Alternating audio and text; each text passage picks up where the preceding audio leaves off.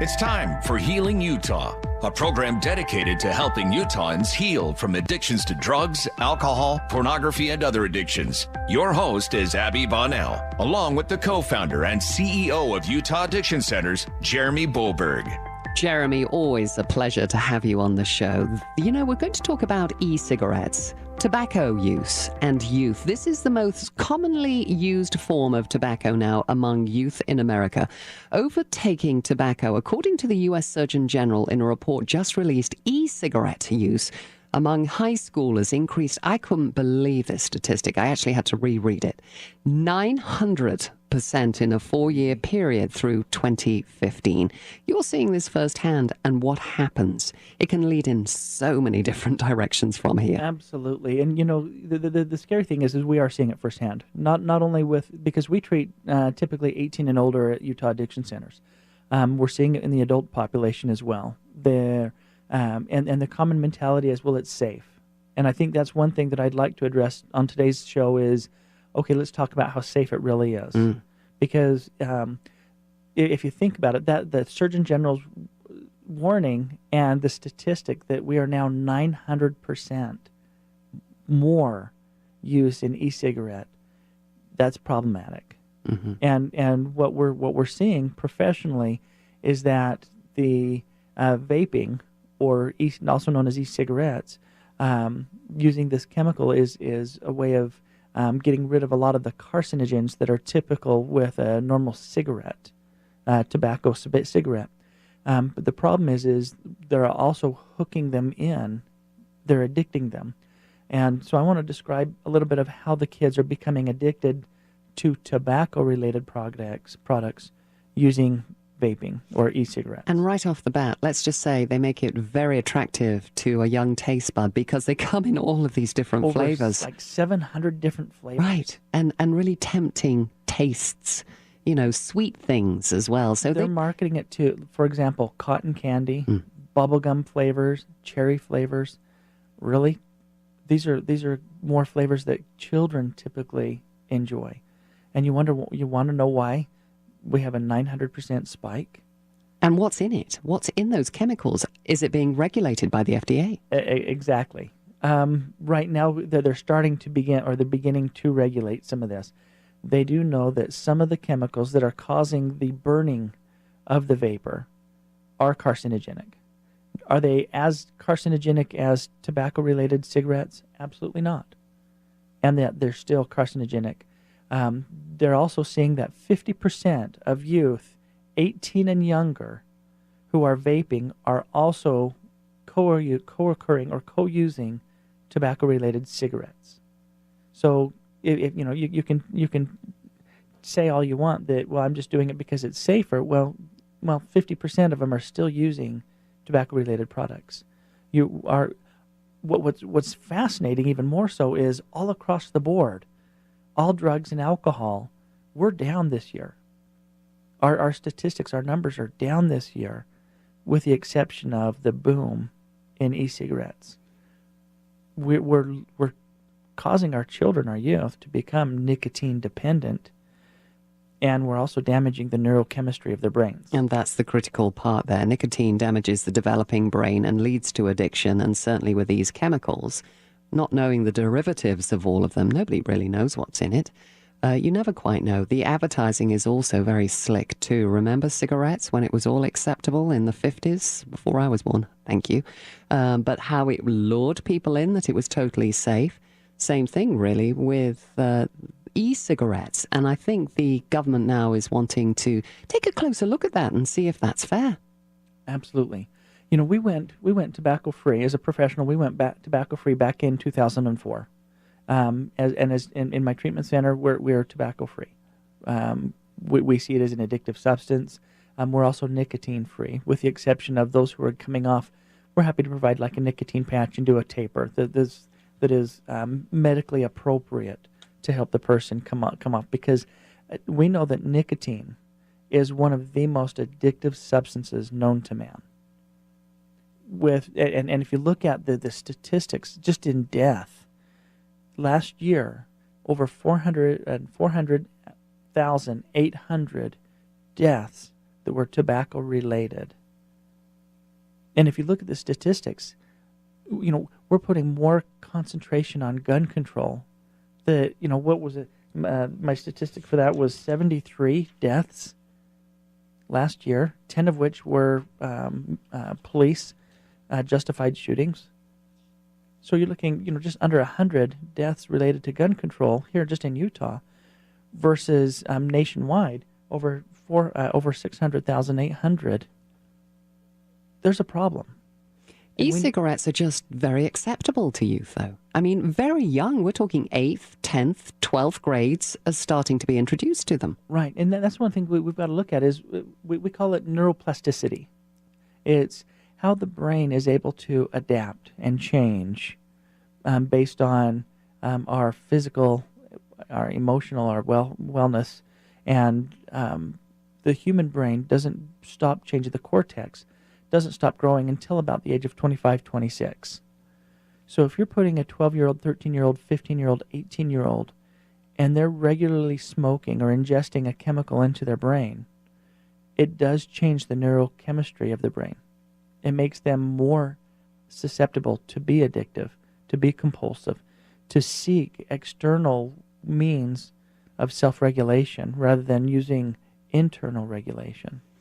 The U.S. Surgeon General says parents need to take a stand against e-cigarette use by young people. They can't just ignore it. This isn't something that's just, it's a phase. They'll get through it because, as you said, and you see it at Utah Addiction Center, that you're dealing with the consequences because it can lead in a number of directions here. You're dealing with all kinds of addictions and very serious ones, deadly ones. 9 out of 10 of my clients who have relapsed within the first 12 months of recovery started with smoking or e-cigarettes. They started with that. It's a gateway, and that takes you into the marijuana, and that takes you into the illicit drugs. It's a gateway drug. And marijuana use in youth is just, it's acceptable. I mean, if you ask youth and you see those numbers, it's definitely used very highly among a younger population. And these devices that are battery operated, they're even being used for other illicit drugs like marijuana. That's an interesting one that we probably ought to touch on. Here on the national level, we have President Obama who's saying, I'm not going to prosecute marijuana charges. We have several states now that are accepting, including this legislature in Utah, is there's another bill coming around that we need to legalize marijuana. I'm not an opponent to that. I actually believe that we could use medical marijuana in an appropriate way. I agree. My concern is that even in these other states, when we're looking at it, the way they've done it is not appropriate. Crime rate is going up. It's not being regulated. And it's causing even more problems in other states with other recreational drug use. Now, if we can get it into regulated at pharmacies rather than at a pot shop, and where the pharmacy is regulating dosages in a pill form to help with medically induced or medical marijuana use, great. But in August of 2016, the FDA came out and said there's not enough clinical research to back changing it from a Schedule 1 to a Schedule 2, meaning there's not enough research to say we can use this or justify regulating this in a medical form. We need more research. So they're saying, let's do more research, and I'm absolute proponent for that. But the concern is right now the way it's been done in other states is, great, let's just legalize it and let everybody smoke it because it works. And there's also the detrimental side that we're also seeing. It's not a healthy way to go. You offer free consultations at Utah Addiction Centers, and it's free. If somebody wants to give you a call on the hotline, 801-766-2233. If there's a parent listening right now thinking, my kid has got a drug habit, you need to nip it in the bud, and you can kind of sit down and say, listen, you're not the first person to come through these doors and have this problem, these concerns. You need to kind of really sit down and have a chat about it and discuss what's best really for that individual. And this is not just for young teens, this is for adults. Again, all kinds of addictions are treated at your facility. Absolutely. From nicotine all the way up through illicit drugs, cocaine, heroin, alcohol, we do it all. Touching real quick back into the marijuana, one other thing that I wanted the listeners to understand is it's not just the medical association, but it's also the diagnostic statistician manual, the psychiatrists and psychologists who have come up with the kind of the mental health diagnosis Bible. Cannabis use disorder is a disorder. It's basically marijuana addiction. And people are saying it's not addictive.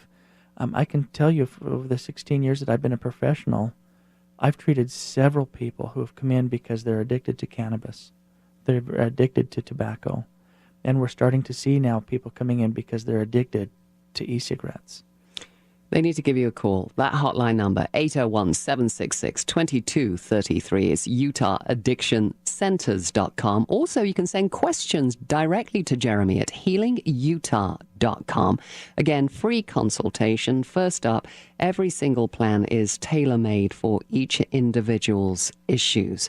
And don't forget, there is an affordable plan as well, budget-wise, that you can receive treatment here. Just give them a call and have a conversation. Get the ball rolling. 801-766-2233. We'll be back with more coming up right here. Helping you deal with the addictions impacting your life or the lives of your loved ones. You're listening to Healing Utah on Utah's Talk Radio 1059, KNRS. Jeremy back in studio with me. Advocates, we've been talking about e-cigarettes and really the surging increase of use. 900% among our youth, which is just absolutely staggering. Tobacco use is down.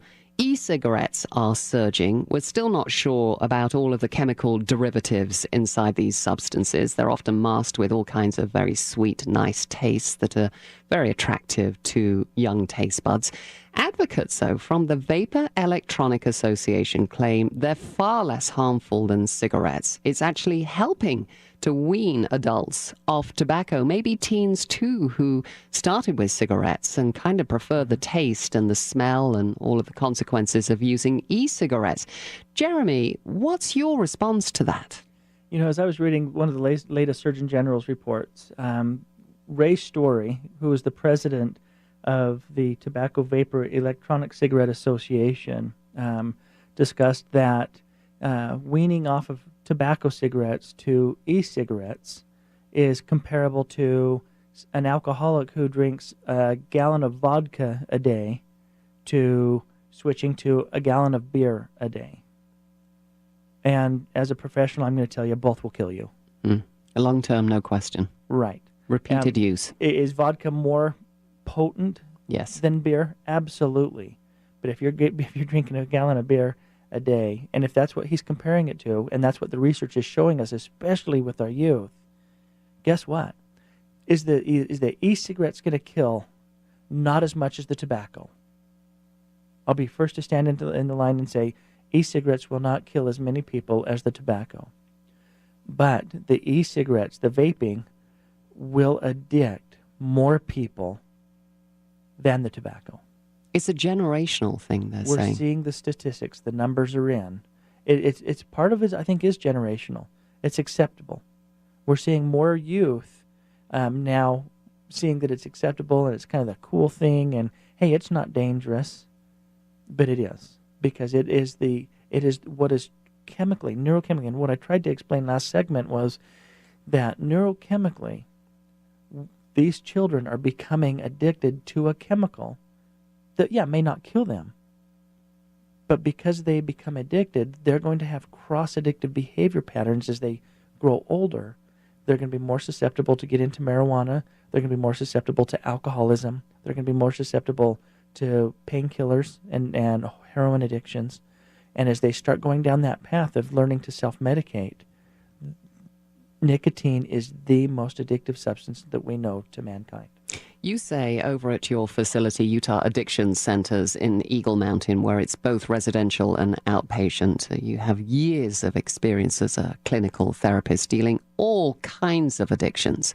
You say you don't just very rarely go straight to meth or cocaine or fentanyl. A lot of these addictions, when you sit down with your patient and you really unturn every single stone trying to get to the core of the problem. You said something important also in that last statement, cross addictions. Rarely is it just one addiction. It kind of morphs into others. I've not yet treated a client who didn't have one or more than one cross-addictive behavior.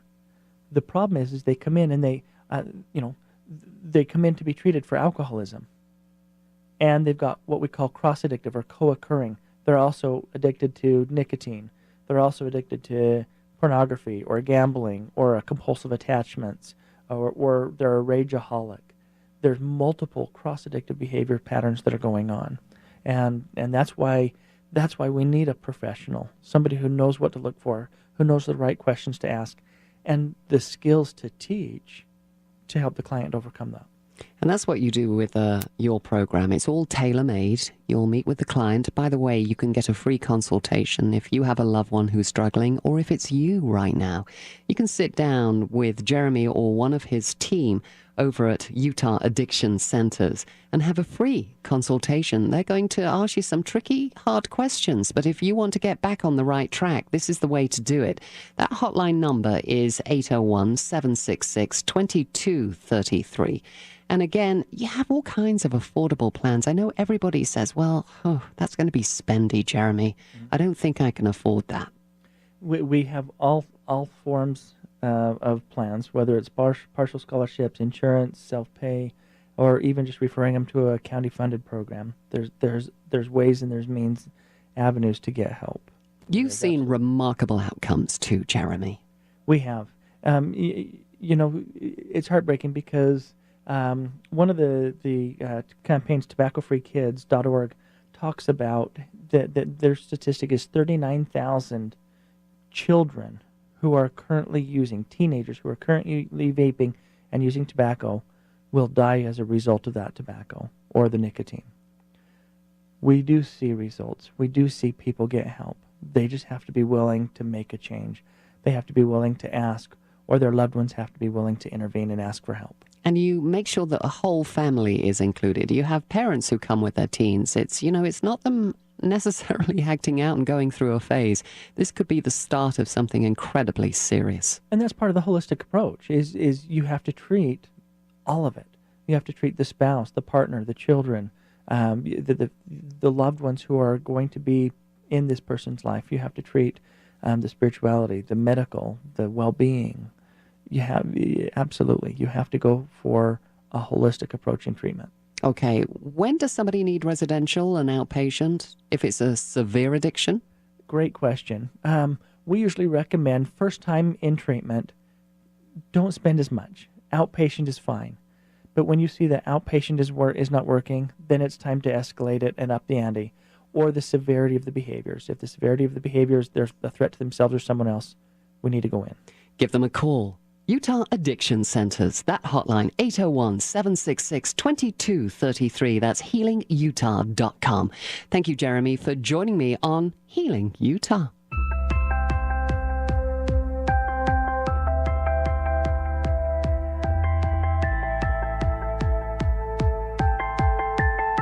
You've been listening to Healing Utah, sponsored by the Utah Addiction Center. Join us again next week at this time for a new conversation about the challenges of addictions on Utah's Talk Radio 105.9 KNRS.